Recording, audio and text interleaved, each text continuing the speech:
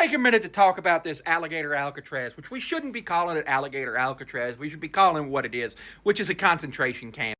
Why should we be calling that? That's because it's a concentration of people in an area who are deemed undesirable being placed into an area that's being called a camp.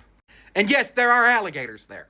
There are alligators there. It's the Florida Everglades, which I thought was a protected wildlife environment, but I guess that's not a thing. Honestly, that's the least important part of this.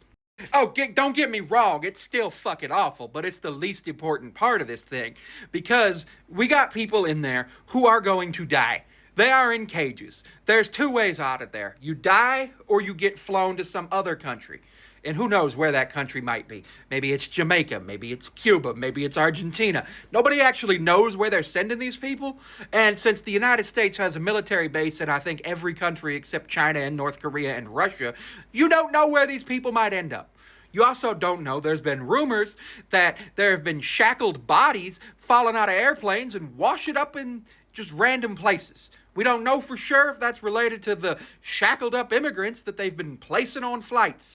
And then, of course, when Donald Trump says he wants to look at people who have been here forever, even born here, who've committed violent crimes to potentially deport them, where are you going to deport them to? And I guess he won that birthright citizenship case at the Supreme Court, which is ridiculous.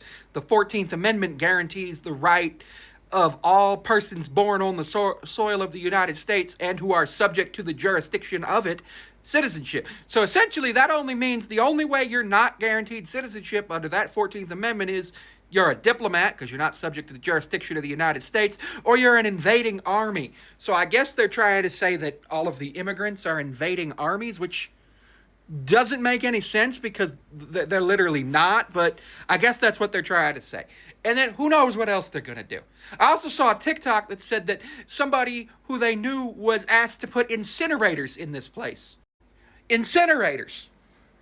In Germany, the death camps weren't in Germany. They were in Poland. They were in Austria.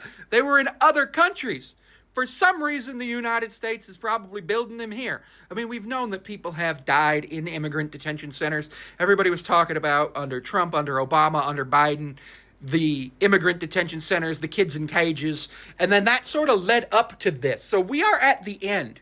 We are at the part where everybody's like, in Germany, the average German didn't know the horrors that were going on. But you know what? In America, the average American should know the horrors that are going on. They're fucking selling merch for the goddamn concentration camp. You can buy alligator Alcatraz merchandise from the federal government. Don't do that. But you can. And that pisses me off.